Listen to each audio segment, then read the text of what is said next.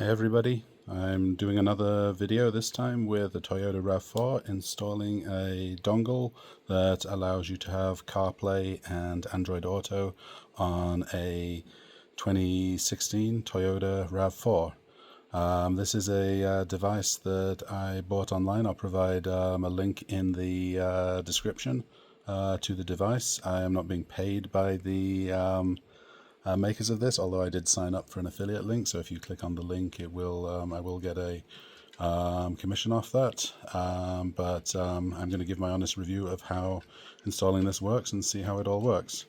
So this is the box here. I'm just going to open it up and show you what's inside.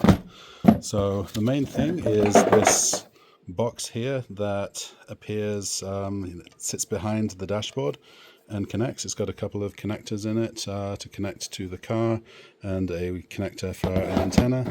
There is a simple user manual explaining how it works, and then under this is a number of cables. So there is a harness here that intercepts wiring going between the car and the head unit. There is a antenna for Wi-Fi and Bluetooth, and then there is a connector for USB and video connections. So I'm gonna go and start dismantling the Rav4 and we'll follow up in a second. Okay, so I'm in the car now and have all of the pieces down here, along with two plastic pry bars that I repurposed from the Toyota Prius head unit install that I did a couple of months back. And I'm going to go and start off by removing this trim panel piece here.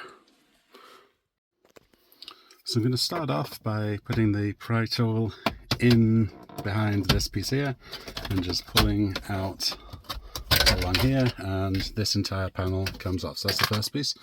Watch not to hit the hazard warning light. If you're worried about that, you can always disconnect the battery to avoid that going off.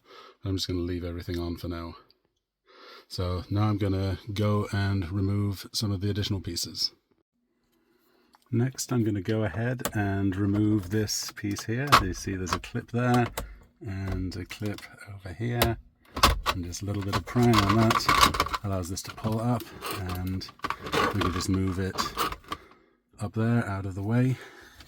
Then I'm going to remove the air vents as well, just to get access to the head unit.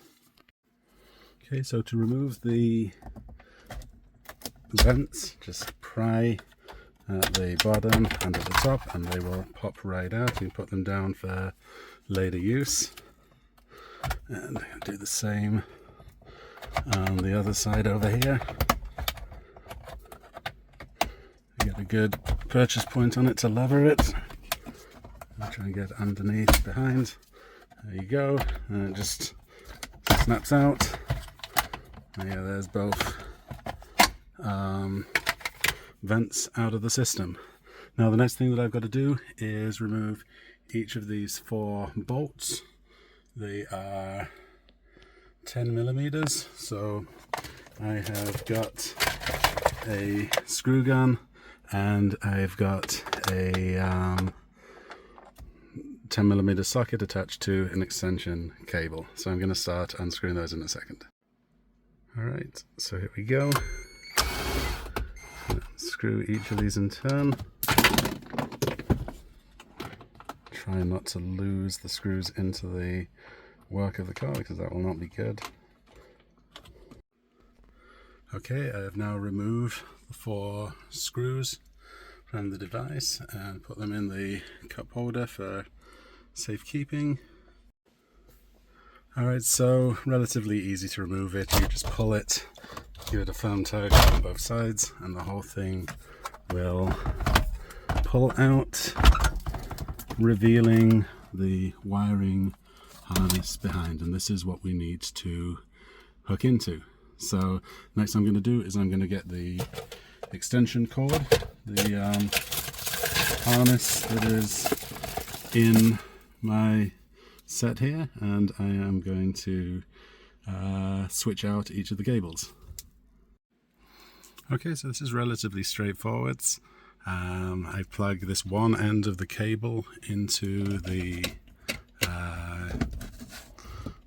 unit that I just bought, and then on the other end there are a series of paired cables that are basically a pass-through of one of the cables on the back of the unit, and it's simply just a case of identifying one of those cables. So there we've got one that looks like that, finding the equivalent match in each of the different adapter cables. So that looks like a reasonable match for this, and then I just line it up, attach one end to here, the other end into the original head unit. Get it around the right way, there we go. And so I'm just going to repeat that 3 more times for these 3 other units. Try not to put too much stress on the head unit itself. Okay, so I am done. I have connected one here, as you can see. I've connected this second one here and here, and then the third one is there and there, and each of them is a different size. The next thing I'm going to do is remove this red connection over here, and I'm going to plug in a the antenna into the back of the, screwing the antenna into the back of the unit, and then we will do a brief test of the system. Okay, I am powering on the system now. It is reinitializing the system, and I'm just going to wait for it to boot. I'm also going to open my garage, given that the engine is now running.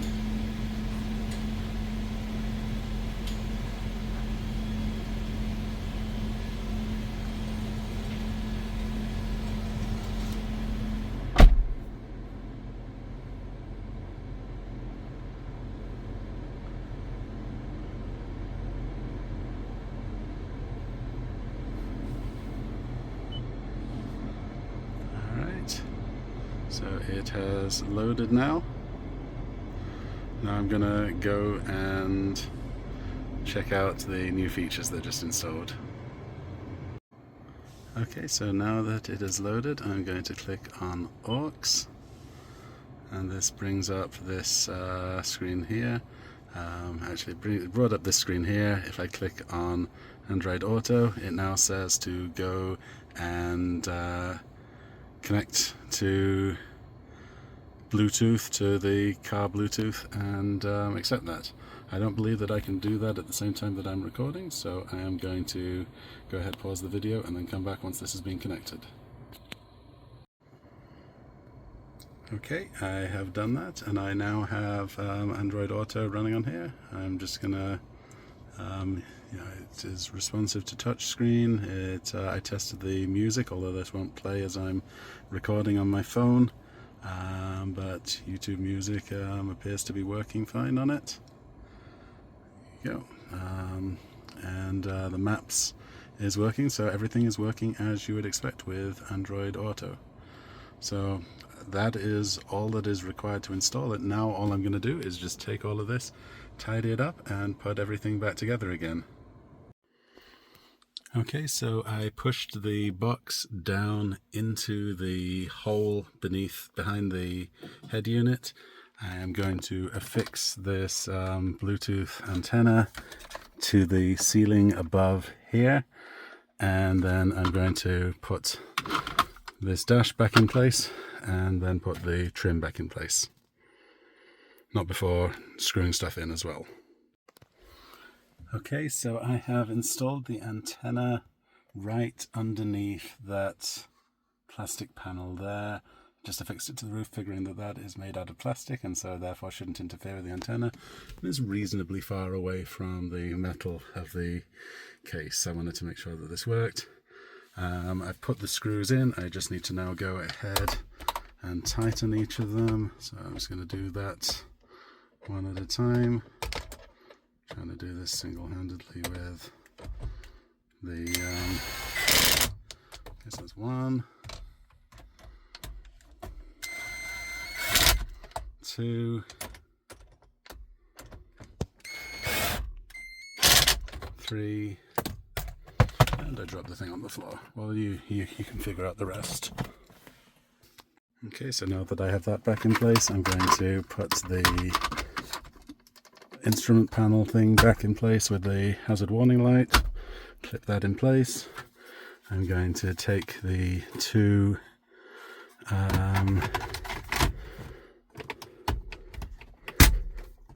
pieces. They are labeled left and right hand side. So put those back in place. There we go. And I no longer need the car mount on the car. And then the final piece here is this piece of trim here, which just snaps into place all the way along. Make sure I got it in there on the end. I think I did. Alright, that looks like that is all good. So we can try powering this back up again and see how everything works. There we go, and it comes straight onto Android Auto connecting. Perfect.